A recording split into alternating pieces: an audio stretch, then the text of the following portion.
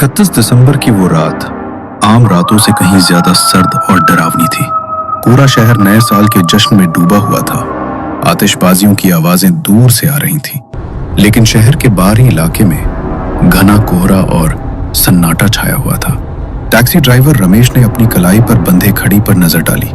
11:15 हो गए। बस बहुत हो गया आज का काम। अब सीधा घर जाता हूँ। बीवी बच्चे इंतजार कर रहे होंगे। उसने अपनी टैक्सी का इंडिकेटर घर की तरफ मोड़ा ही था कि तभी उसके मोबाइल की स्क्रीन जल उठी। एक नई बुकिंग। रमेश ने नकारने के लिए उंगली बढ़ाई, लेकिन तभी उसकी नजर किराए पर पड़ी। आम दिनों से 3 गुना ज्यादा किराया। स्क्रीन पर एक मोटी रकम चमक रही थी। रमेश का हाथ रुक गया। एक तरफ परिवार के साथ जश्न था और दूसरी तरफ नए साल के लिए कुछ एक्स्ट्रा कमाई। बस ये आखिरी सवारी, फिर सीधा घर। उसने खुद को समझाया और एक्सेप्ट बटन दबा दिया। लोकेशन थी शहर के बाहर, पुराने नदी वाले पुल के पास। वो इलाका दिन में भी वीरान रहता था और आज की रात तो वहां परिंदा भी पर नहीं मार सकता था।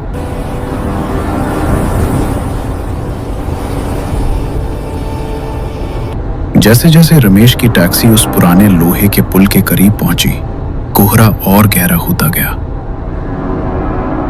पुल के बीचों बीच स्ट्रीट लाइट की धुंधली रोशनी में उसे एक लड़की दिखाई दी। रमेश ने गाड़ी धीमी की। वो लड़की पुल की रेलिंग के बिल्कुल पास खड़ी थी। उसके पास एक बहुत बड़ा काले रंग का सूटकेस रखा था। इतनी रात को इस सुनसान पुल पर इतना बड़ा बैग लेकर कोई क्या कर सकता है? रमेश को अजीब सी सिहरन महसूस हुई। लड़की का चेहरा पसीने से तरबतर था और उसकी आंखों में एक ऐसा खौफ था जिसे देखकर किसी को भी लगे कि इस लड़की ने कुछ तो गलत काम किया होगा। रमेश ने मन में उठ रहे सवालों को दबा दिया। उसे तो बस अपनी सवारी पूरी करनी थी। उसने गाड़ी रोकी और शीशा नीचे किया। मैडम, टैक्सी आपने बुक की थी? रमेश ने पूछा। लड़की हड़बड़ा गई। उसने कांपते हुए हाथों से बैग की तरफ इशारा किया। रमेश बाहर निकला और डिक्की खोली। लड़की बैग उठाने की कोशिश कर रही थी, लेकिन बैग उससे 1 इंच भी नहीं हिला। ऐसा लग रहा था मानो उसमें कपड़े नहीं बल्कि लोहे के बाट भरे हों। लड़की की सांसें फूल रही थीं। रमेश आगे बढ़ा। रहने दीजिए मैडम, मैं रख देता हूँ। जैसे ही रमेश ने उस बैग के हैंडल को पकड़ा, उसे एक अजीब सा एहसास हुआ। बैग जरूरत से ज्यादा भारी था, बहुत ज्यादा भारी। रमेश ने उस भारी भरकम बैग को पूरी ताकत लगाकर उठा रहा था। मैडम, क्या है इस बैग में? पत्थर भरे हैं क्या? रमेश ने मजाक करने की कोशिश की ताकि माहौल थोड़ा हल्का हो जाए। लड़की ने कोई जवाब नहीं दिया। वो बस पत्थर की मूरत बनी उसे घूर रही थी। उसकी नजरें बैग पर ही टिकी थी। रमेश ने किसी तरह उस वजनी बैग को टैक्सी की डिक्की में धकेला और जोर से डिक्की बंद की। धड़ाम, उस आवाज से वहां का सन्नाटा टूट गया। मैडम, बैठ जाइए। इतना कहकर रमेश ड्राइविंग सीट पर आ गया।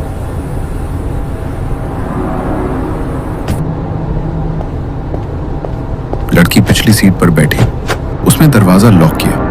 रमेश ने रियर व्यू मिरर में देखा तो लड़की अभी भी पीछे मुड़कर उस डिक्की की तरफ देख रही थी, जैसे उसे डर हो कि वो बैग कहीं गायब न हो जाए। गाड़ी सन्नाटे को चीरती हुई शहर की तरफ बढ़ रही थी। बाहर हल्की बारिश शुरू हो चुकी थी, जिससे माहौल और भी डरावना हो गया था। टैक्सी के अंदर एक अजीब सी भारी खामोशी थी। रमेश बार बार रियर व्यू मिरर में पीछे बैठी उस लड़की को देख रहा था। मैडम, इतनी रात को कहाँ से आ रही हैं आप? मतलब सब ठीक तो है? रमेश ने हिम्मत जुटाकर पूछा। लड़की ने ठंडी आवाज में जवाब दिया। मैं एक पुराने दोस्त से मिलने गई थी, या यूं कहो हिसाब बराबर करने। हिसाब? रमेश चौंका। हाँ, हिसाब। हिसाब? मतलब अगर बुरा ना माने तो किस बात का हिसाब मैडम? लड़की ने खिड़की से बाहर देखते हुए अपनी बात आगे बढ़ाई। मैं एक लड़के से बहुत प्यार करती थी। ओह, तो फिर झगड़ा हो गया क्या? वो कहता था हम भागकर शादी करेंगे। 31 दिसंबर की रात, नया साल, नई जिंदगी। मतलब आज ही की रात? नहीं, पिछले साल 31 दिसंबर की रात, ठीक इसी वक्त। रमेश चौंका। उसने सोचा कि पिछले साल की बात ये औरत आज मुझे क्यों बता रही है, लेकिन उस पर ज्यादा ध्यान न देते हुए उसने पूछा, तो आगे क्या हुआ? उसने मुझे उसी ब्रिज पर बुलाया था जहां से तुमने मुझे आज पिक किया। जब मैं वहां पहुंची तो वहां उसके 2-3 दोस्त भी थे। रमेश चुपचाप सुनता रहा। खूब पार्टी की उन लोगों ने, शराब पी, शोर मचाया और फिर वो लोग चले गए। बाद में वहां सिर्फ मैं थी और वो। लड़की की आवाज अब थोड़ी सख्त हो गई थी। अकेला पाकर उसने मेरा फायदा उठाने की कोशिश की। वो जबरदस्ती करने लगा। उस पल मुझे साफ साफ पता चल गया था कि वो मुझसे प्यार नहीं करता। उसे सिर्फ मेरे जिस्म और मेरे पैसों से मतलब था। रमेश ने घबराहट में थूक निकला और बोला, तो आपने क्या किया मैडम? लड़की ने धीरे से अपना चेहरा शीशे की तरफ घुमाया और रमेश की आंखों में आंख डालकर उसने कहा, मैंने उसे उसी पुल से धक्का देकर मार डाला।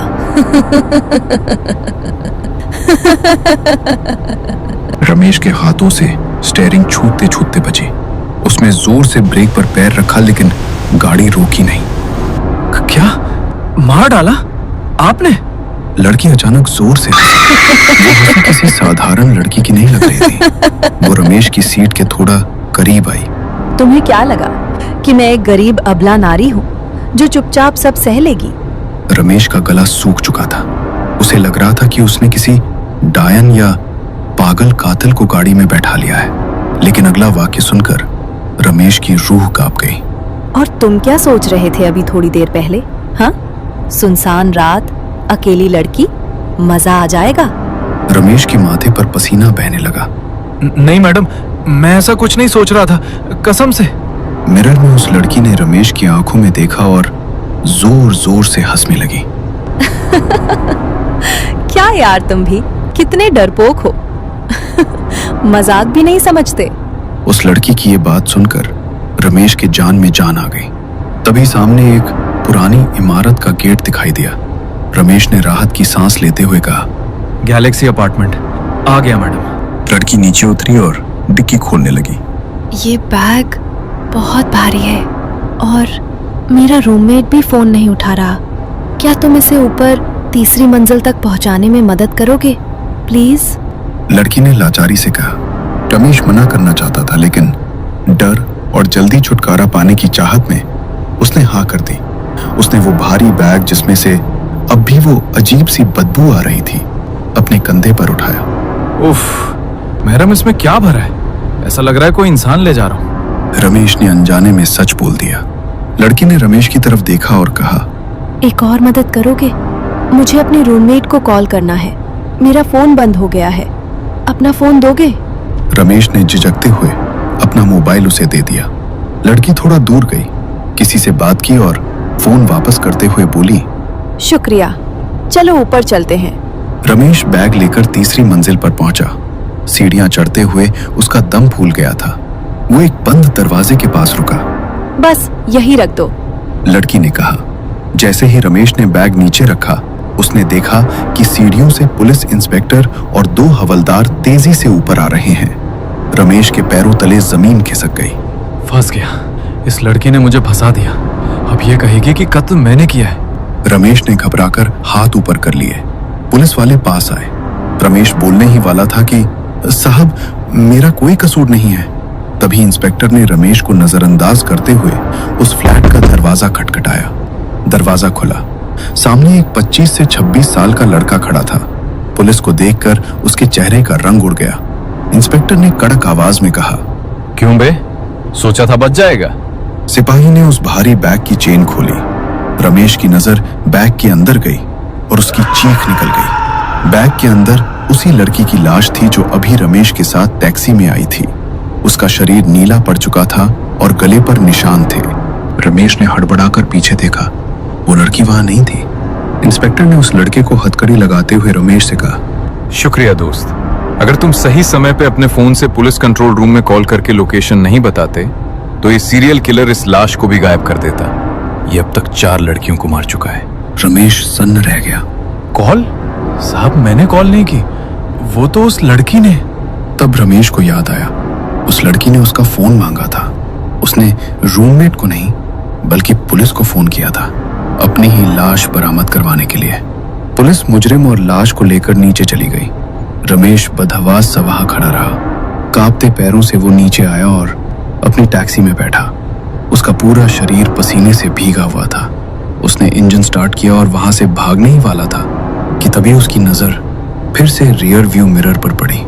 पिछली सीट खाली थी, लेकिन कानों में एक आवाज गूंजी।